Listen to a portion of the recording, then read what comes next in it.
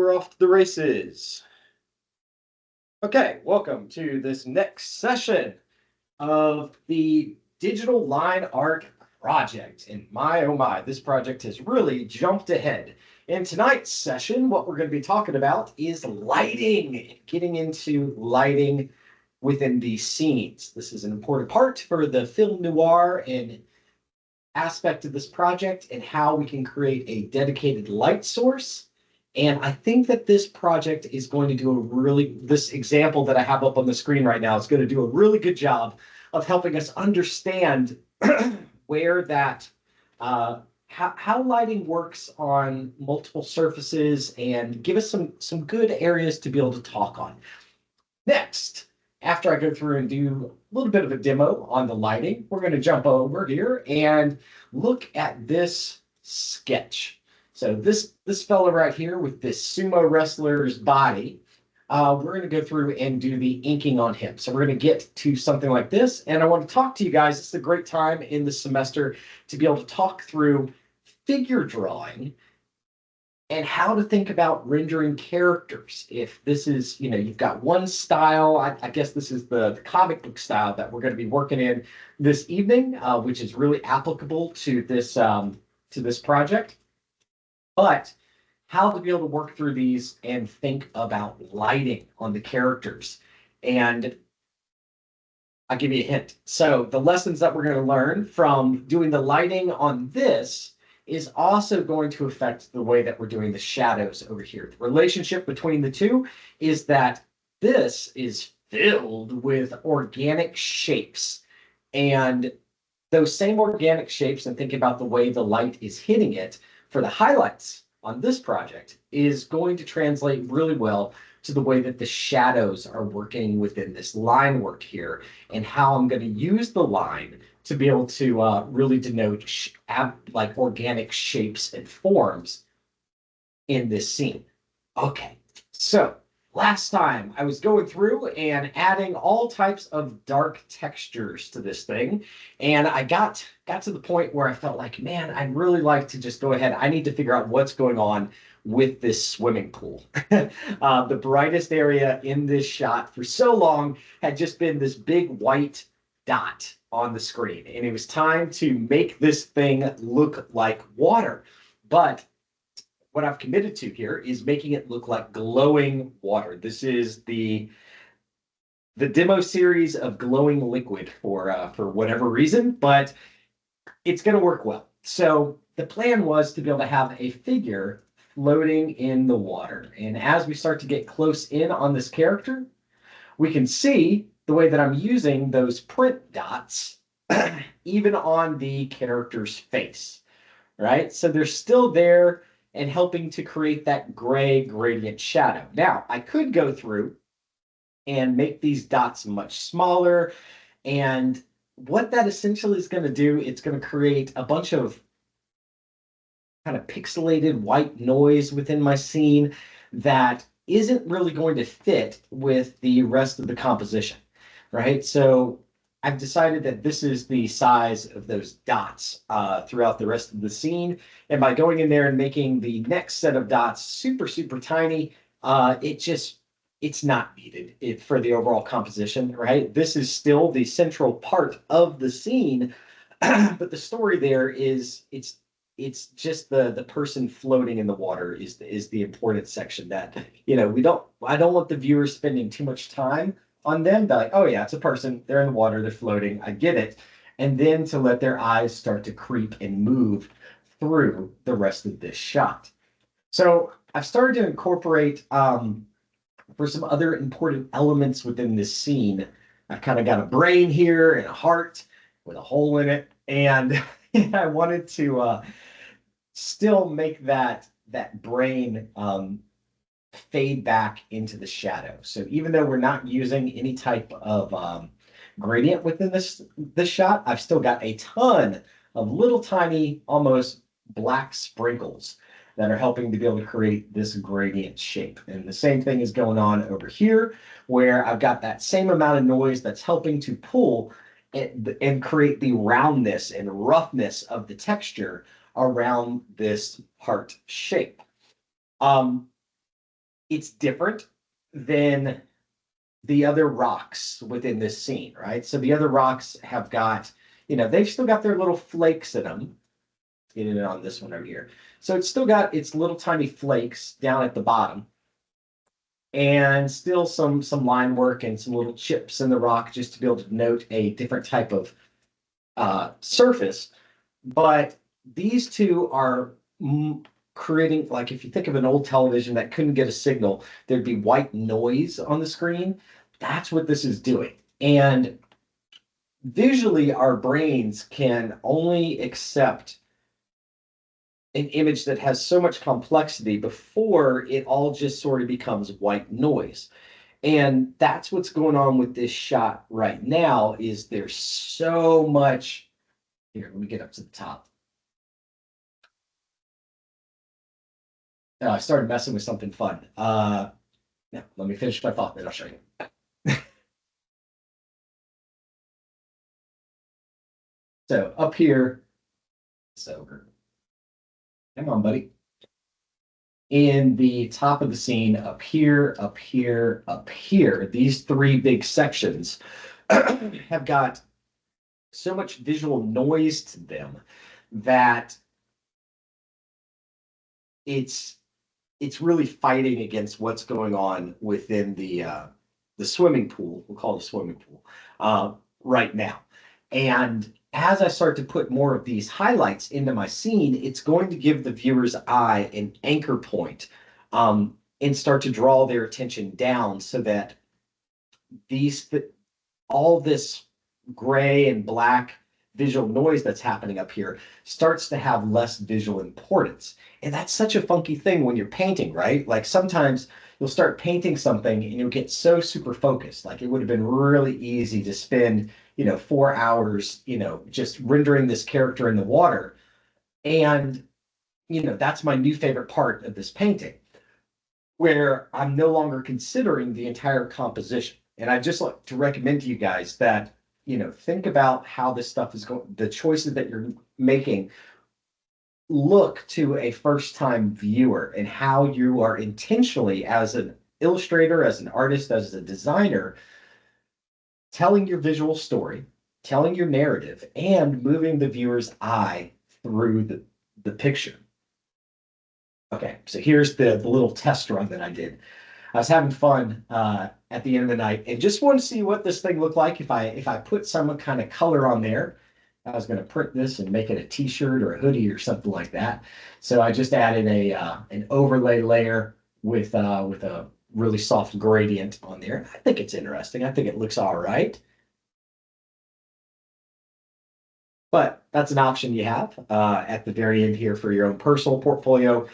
When you turn these projects in and complete them, they need to just be in with the rules: black, white, gray, pattern, line. Easy peasy.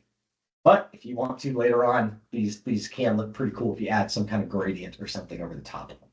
All right, let's get into the lighting next. The lighting for this piece, and talking about light. So oftentimes I see, even at the college level, folks having trouble understanding how light works within a scene and within a room. I'm not sure why, when you're going through the drawing one classes and they set up that darn still life in the center and you're all supposed to stand around it in a circle and draw it, that they just leave like the overhead lights on within the room. They don't really light it in a way that you're getting strong shadows that help you appreciate the form. You just have the overhead halogen neon lights or whatever turned on. That's no bueno. When we're looking at light, you want to think about it in terms of lumens.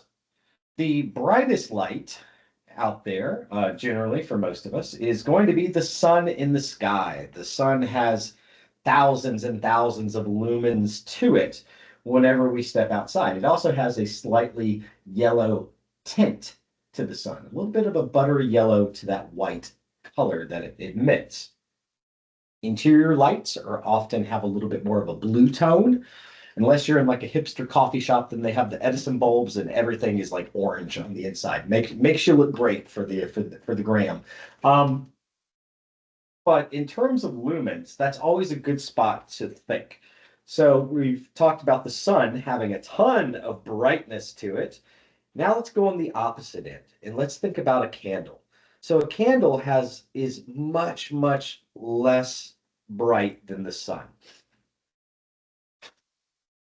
And you put a candle in a dark room, it's only going to be able to illuminate a certain distance around that dark room, also depending on the intensity of the heat of the light. Think about, if you've ever been around a welder or somebody welding something, God, that light is so bright, it will shock your eyes.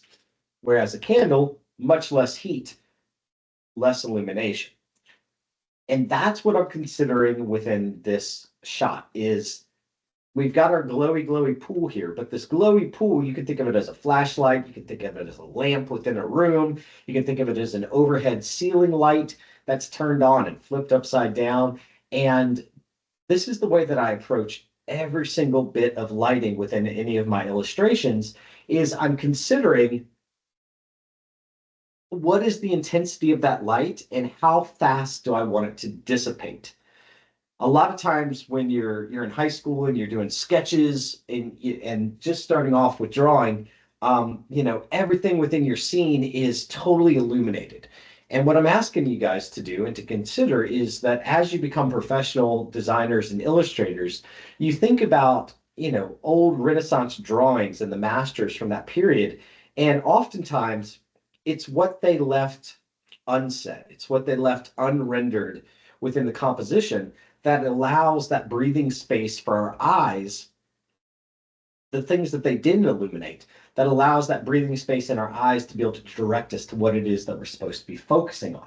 And that's what I'm using here. So with the shadow pass, I've built in to this painting some hints for myself. And through the shadow pass, I've been able to explore where I want my light and my illumination to be. So all those times that I was going through here and erasing out these little gray sections, you guessed it, there's going to be room for highlights within there. Same thing is going to happen on this character's cheek as well, and on the bottom of the chin and the edge of the nose, and some other parts within this scene. But it's my goal to start to drop back that lighting and to make it dissipate as it moves further up, but it's still penetrating into the rest of the scene and the rest of the shot. You'll see what I mean here in a second. But here's how I am painting this lighting in. So previously, there was an important step. I went through and when I was color blocking, we don't have any color, we're in black and white. When I was setting up this painting, I put my layers on my gray tone, my flat gray tone, on different levels. Some smoothing turned on, 25% on the smoothing. Shape dynamics on, pin pressure, good to go. And by putting these gray areas, it allows me very quickly to be able to just hold down the control button, select the icon, and now I've got that whole region selected. Oops. And I've got on top of that base gray layer that I blocked in fairly accurately, I've got all my shadow stuff that I went through and created. Now, I don't want to lose these black lines.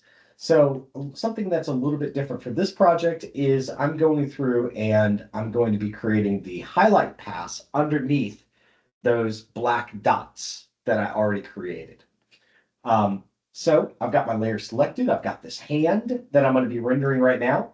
And I want to just help. Oops. What's going on here? Oh, because I'm being gray.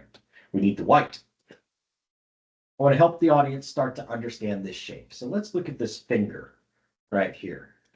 This finger, just did a quick little line from it, is, if we're looking at topology, if you think of like a 3D model or something in the matrix, it's round and it's got a roundedness to it. We've got a byline that's going down it. That's kind of my sharp edge.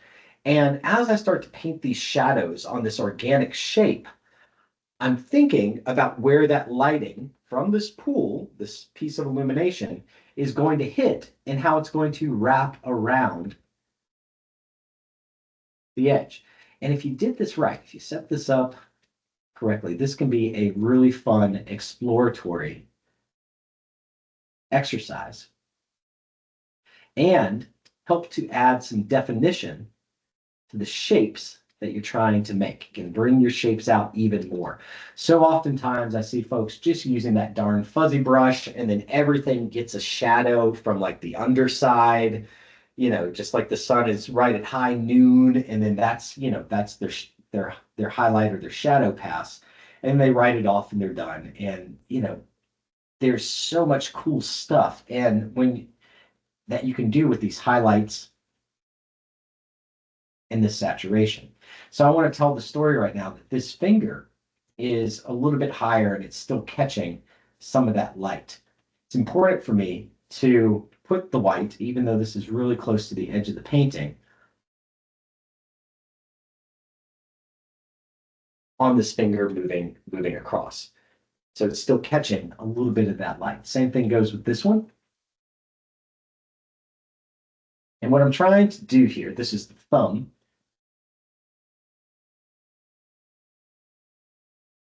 is bring out the thumminess, thumb of this thumb.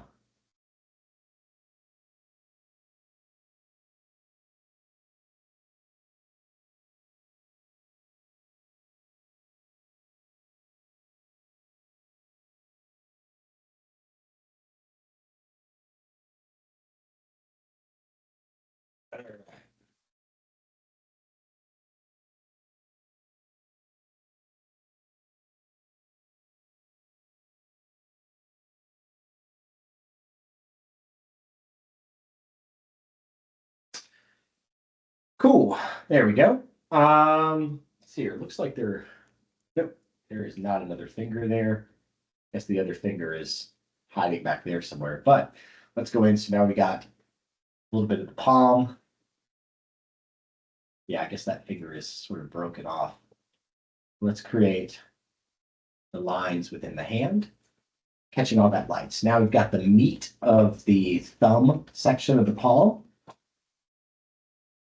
And I'm just going in nice and slow. You can see how I'm working a little bit closer, but still not too close because I want to be able to work fast here and just making some big decisions. One of the reasons why I don't want to get in quite so close as well, even with my smoothing, is turned on, is that Photoshop, if you're working further back like this, it's going to allow you to be able to create nicer lines. If you get in too close and you're working like under a microscope, like down to the pixel on some of these paintings, before you get to that level, by working further back and having that smoothing turned on and making quick lines instead of slow lines, Photoshop will do the math and interpret it and make a more confident, stronger mark within your shot and within your scene.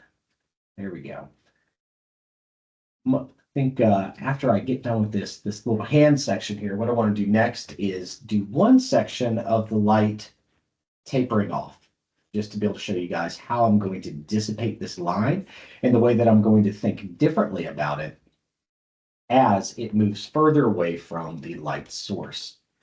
So all this stuff here is totally fair game, but I'm still keeping in mind in the back of my head what it is that I'm painting, the shapes that I'm creating, and making some choices on the fly while I'm moving my hand, not overthinking it, right?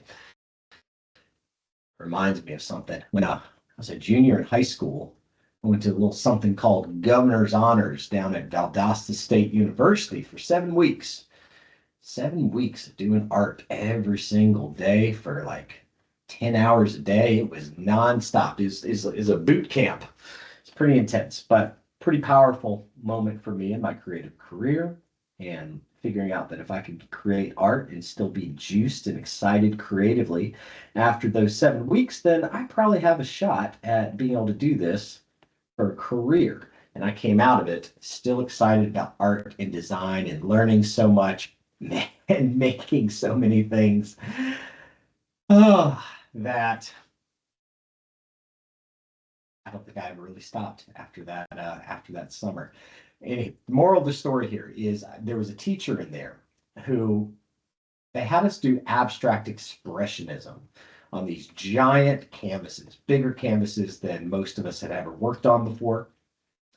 And at that point, everyone is really good at copying and hand skills and drawing from references and making, an image look photorealistic. And suddenly we're being asked at this young formative age to explore abstract expressionism. And everyone was, not surprisingly, really nervous about not doing a good job or about messing it up in some kind of way. And this is a little bit of what I'm doing right now is it's abstract. And the teacher, the instructor, man, most laid back dude I have ever seen. Total opposite of me. And people would come to him and say, "Well, I don't know how to begin. I don't know where to get started at. I don't know what I'm doing. I don't know what I want to create." And just as chill as an ice cube. This fellow was like, "Well, if you don't know what to do, then I recommend you just start drawing. Just start painting. Just start making some type of decision. And that first decision that you make is going to lead you to the next place. And then you're going to make a decision after that. And you're going to be having a whole conversation with the painting and with the work and the act of creation that really needs to happen. And by just sitting there and worrying about making a mistake or not doing it right, you're not allowing the beauty of what design and the creative language visual creation is all about." Just had a little quick daydream. Imagine, those cave painters who were doing the horses and the buffalo 4,000, 5,000 years ago, coming out of the ice age, deep inside those caves. What if they're like, "Oh no, I don't know. This buffalo how do I draw one? What does a buffalo really look like to me? It just doesn't seem accurate. Henry, can you get the carcass? We're going to have to drag it back here in the cave so we can actually, have some references here." Don't get me wrong. References are vitally important. You should always use references, but they just started creating. One of the other cool things, if you didn't know this, about those cave paintings is that they're animations. So you can look it up on the YouTubes that scientists, somebody figured out that if you take a torch and you move the torch across just in front of those paintings, that one part of the painting will become illuminated more so than the other one. And it's actually a series of different stages of a horse or a buffalo or something running and moving. And it starts to become animated. So even 4,000, 5,000 years ago, people were animating and adding movement and creating movies and telling stories. And I think that's so cool that, in this electronic illustration class, you guys have got the opportunity to be able to join this very human, this very ancient tradition of telling visual stories that are, impactful and going to matter with the art that you're creating and what it is that you're designing.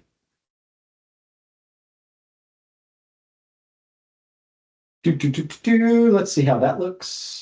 Back it up. I kind of like that little circular clef around there. It does make it look like there's sort of a recess. It's pretty nice.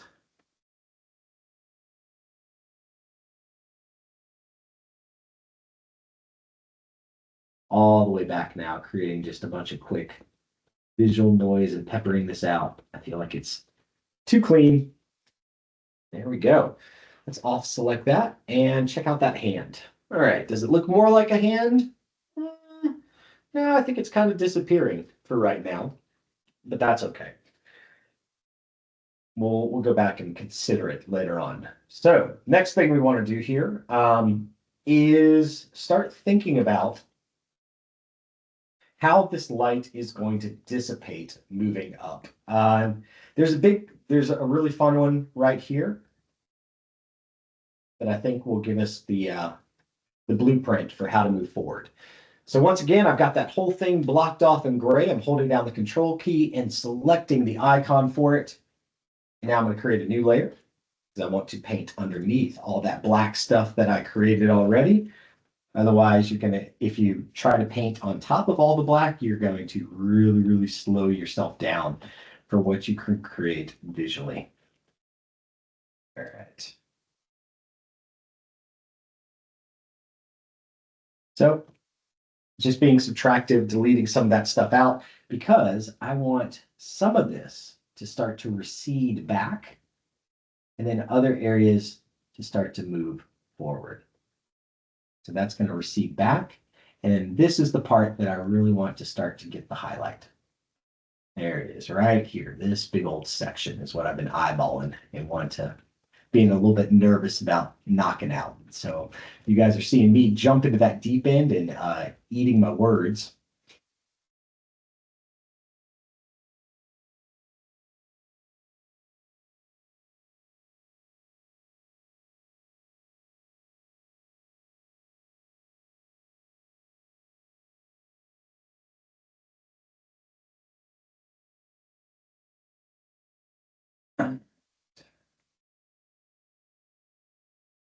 There we go. So now we're in a good spot to be able to start to taper that light off. So we still want some of this to get a highlight, and I'm going to describe the light tapering and dissipating off. Maybe some little highlights, little highlights through here. Still catching some of the light coming from my flashlight pool, my swimming pool. And now that light is going to start to dissipate the higher we get. So we're not using as big of shapes, makes sense, right? And the shapes that I'm making are going to get smaller and smaller. And I'm thinking about the form and the shape and what's still going to catch some of this light. Now, I need this light to be able to get all the way up to that character's face up in the top of this shot. There still needs to be a little bit of it here, but we can have a lot of this stuff recess. That can be, no, this is pretty bright, push back. And just describing, what might be jutting forward, what might be, coming out and catching some of that lighting. Okay. And we still got a lot of big light here. Let's get that one nice and big.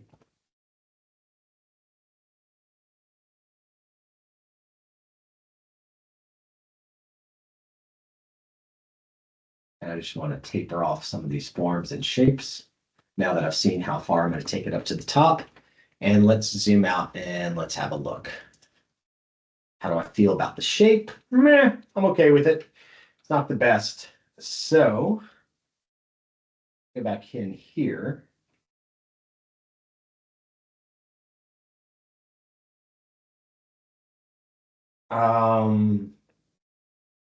Always black and white.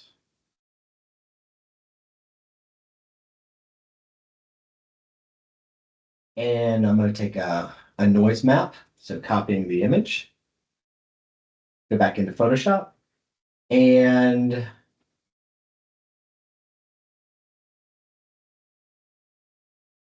bring it all the way up. So layer 34. You can see how many layers I'm starting to get within my scene by going through and doing this. Give me Shutterstock. And I'm keeping in mind too, what is the relative size of these dots that I'm about to insert here. And I want those dots. All right, so much noise. All right, those dots to be just about the same size as the rest of the stuff within the scene. So select color range, white, exit, invert.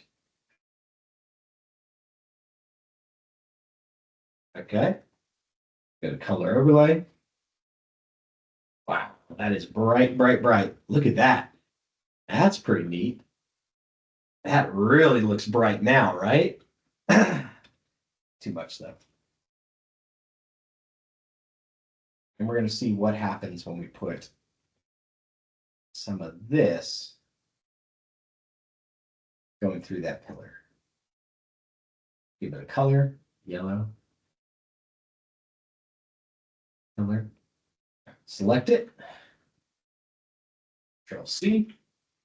Coming back on down, 34, Control V. Let's turn off the previous one.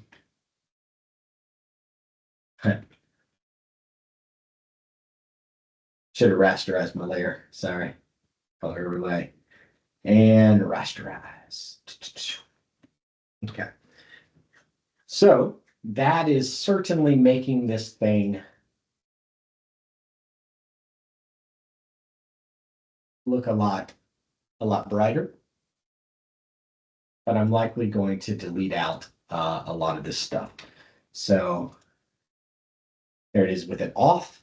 See how, and that's creating, yeah, some nice illumination there.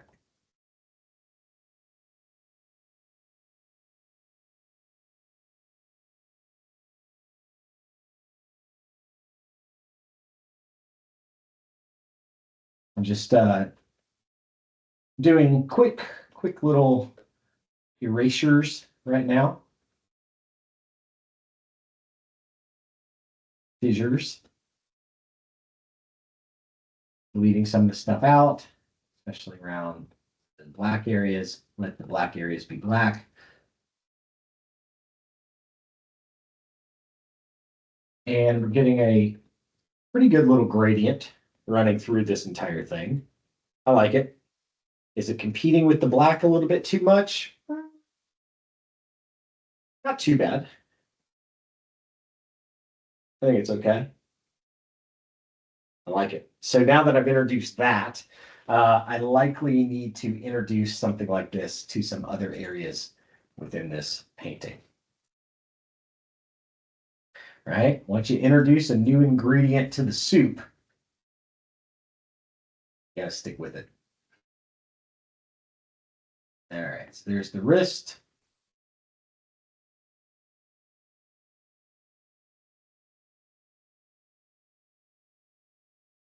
Introducing ingredients to the soup.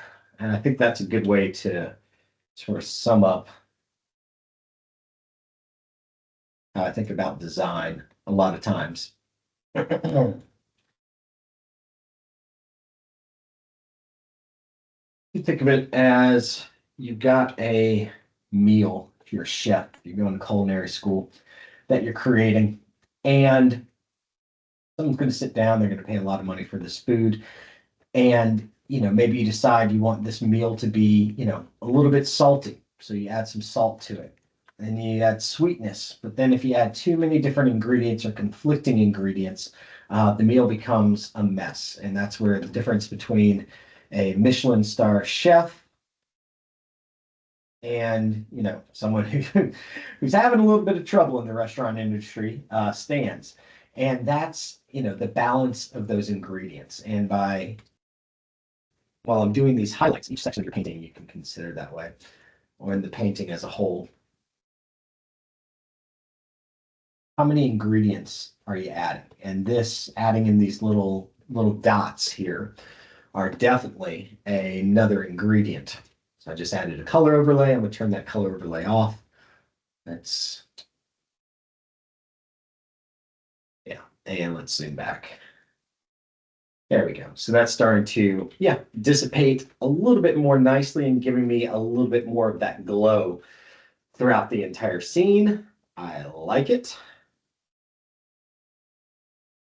And that is a pretty good pillar moving up towards the sky. Okay. Just percolating, thinking about if I want to show you guys anything else, but that's the idea, right? So we're thinking about where the main light source is, the light's dissipating further back.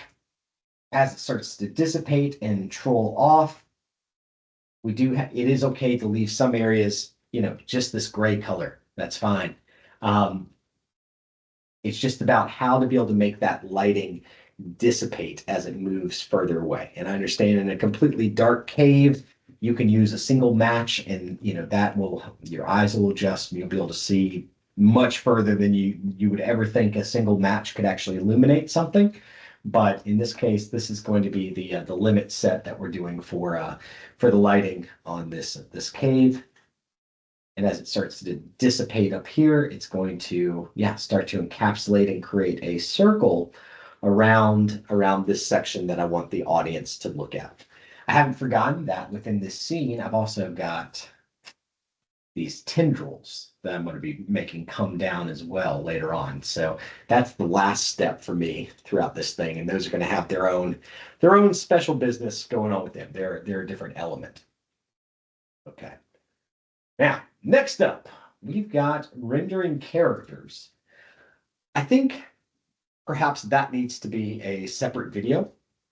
And we're gonna end this section for lighting and then make a new video for rendering the characters. There's a whole bunch of good information to be able to give you guys there.